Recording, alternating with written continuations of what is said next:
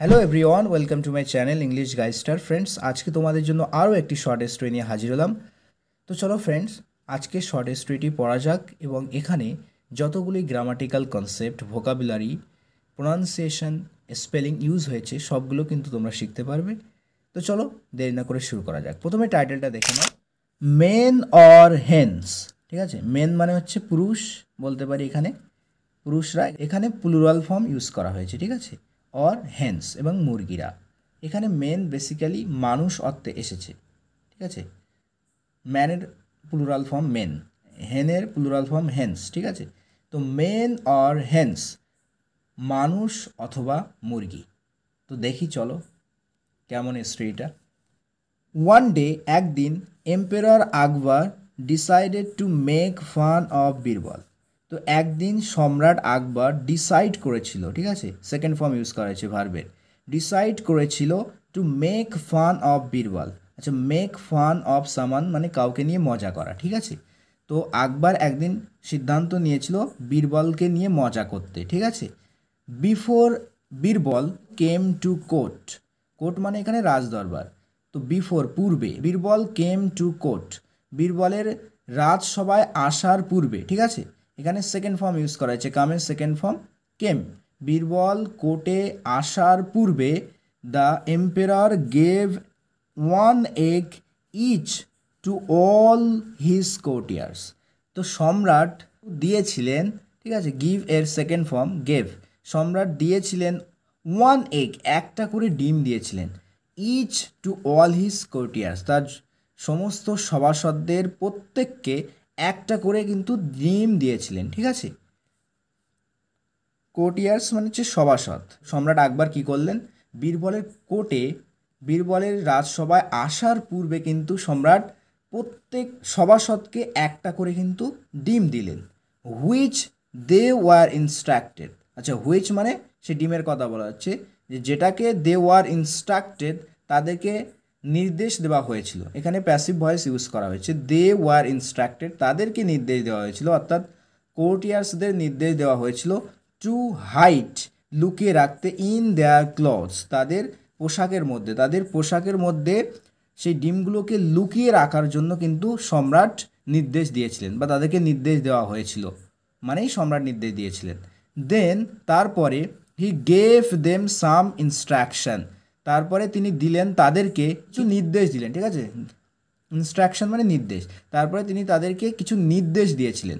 When Birbal arrived, যখন বীরবল পৌঁছালো। ঠিক আছে, সেকেন্ড ফর্ম ইউজ করা হয়েছে ভার্বের, যখন বীরবল পৌঁছালো, দ্য এম্পেরার সেড, তো সম্রাট কিন্তু বলেছিলেন, এখানে সে এর সেকেন্ড ফর্ম ইউজ করা হয়েছে সেড, সম্রাট বলেছিলেন, কি বলেছিলেন, আই স, আমি দেখেছিলাম, ইন মাই ড্রিম, আমার স্বপ্নে, সি এর সেকেন্ড ফর্ম হচ্ছে স। ঠিক আছে, আমি দেখেছিলাম আমার স্বপ্নে, ইয়েস্টারডে গতকাল। তো আমি আমার স্বপ্নে গতকালকে দেখেছিলাম, কি দেখেছিলাম, যে that a miracle is going to take place.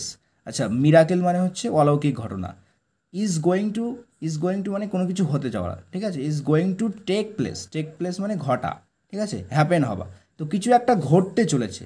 ঠিক আছে, তো গতকাল তো সম্রাট বলেছিল কি, যে গতকাল আমি স্বপ্নে দেখেছিলাম যে কিছু একটা ঘটতে চলেছে, কিছু একটা অলৌকিক ঘটতে চলেছে।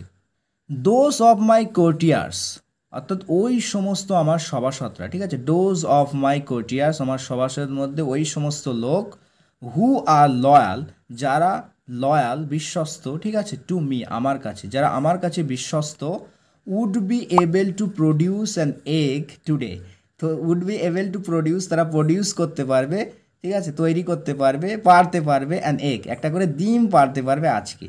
তো বলছে, রাজা বলছে যে, বা সম্রাট বলছে যে আমার কাছে যারা লয়াল বা বিশ্বস্ত, তারা কিন্তু আজ একটা করে ডিম পারতে পারবে, ডিম তৈরি করতে পারবে বা ডিম পারতে পারবে। ঠিক আছে, প্রডিউস মানে তৈরি করা বা পাড়া, এখানে অর্থ প্রডিউশন এক মানে ডিম পাড়া অর্থে ব্যবহার করতে পারি। ঠিক আছে, তো যারা আমার কাছে লয়াল, তারা কিন্তু আজকে একটা করে ডিম পারতে পারবে।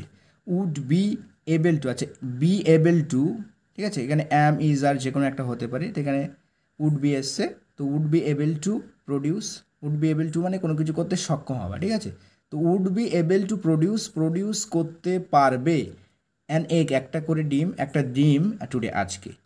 দেয়ার ফোর, সুতরাং বা অতএব, আই ওয়ান্ট, আমি চাই, কি চাই?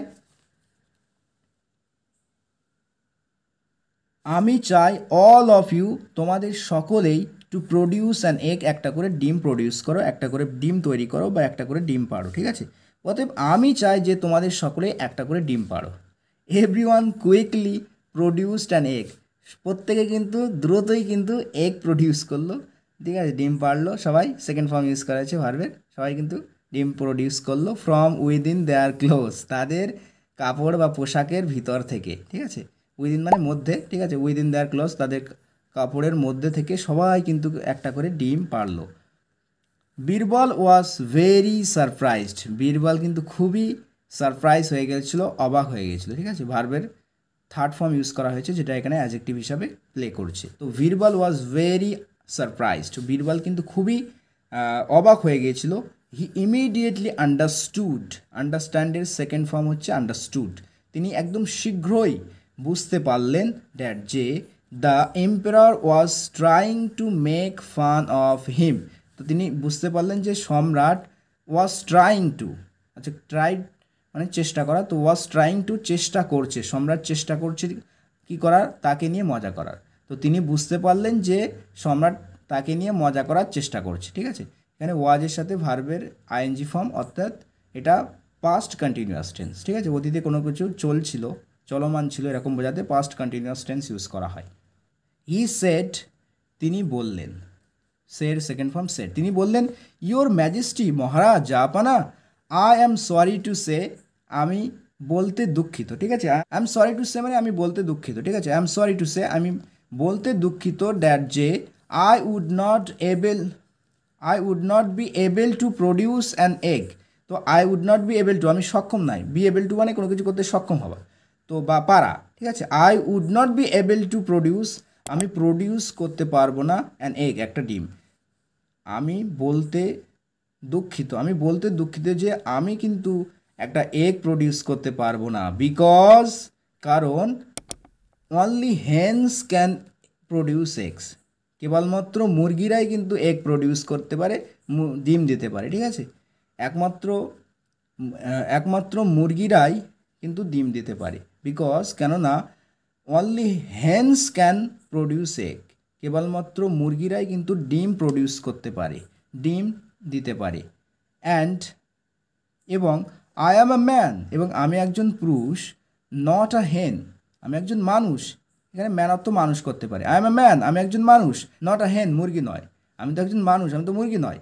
অল দ্য কোর্টিয়ার্স, সমস্ত সভাসদ, হু ওয়ার স্ট্যান্ডিং, যারা দাঁড়িয়েছিল, দেয়ার, সেখানে, ঠিক আছে, সমস্ত কোর্টিয়ার যারা সেখানে দাঁড়িয়েছিল, ওয়ারের সাথে ভার্বের আইএনজি ফর্ম, অর্থাৎ এটাও পাস্ট কন্টিনিউয়াস টেন্স, তো সমস্ত কোর্টিয়াররা যারা দাঁড়িয়েছিল সেখানে কি করে দাঁড়িয়েছিল, হোল্ডিং দেয়ার এগস, মানে এগ ধরে বা ডিম, তাদের ডিম ধরে দাঁড়িয়েছিল, হোল্ড মানে ধরা, তাদের ডিম ধরে, অর্থাৎ সমস্ত কোর্টিয়ার্স বা সভাসদ যারা তাদের ডিম ধরে দাঁড়িয়েছিল, ওয়েন্ট রেড, আচ্ছা গো রেড হয়ে যাওয়া মানে লাল হয়ে যাওয়া, ঠিক আছে, উইথ এম্বারেসমেন্ট, এম্বারেসমেন্ট এখানে অর্থ লজ্জা, ঠিক, এম্বারেসমেন্ট কোনো কিছু অ্যাকসেপ্ট করা বা আলিঙ্গন করা অর্থে আসে, এখানে অর্থ হবে লজ্জায়, ঠিক আছে, তো লজ্জায় একেবারে লাল হয়ে গিয়েছিল, গো রেড মানে লাল হয়ে যাওয়া, তো তার সেকেন্ড ফর্ম করা হয়েছে ওয়েন্ট রেড, লাল হয়ে গিয়েছিল, উইথ এম্বারেসমেন্ট, অর্থাৎ লজ্জায়, ঠিক আছে, লজ্জায় একেবারে সবাই লাল হয়ে গিয়েছিল।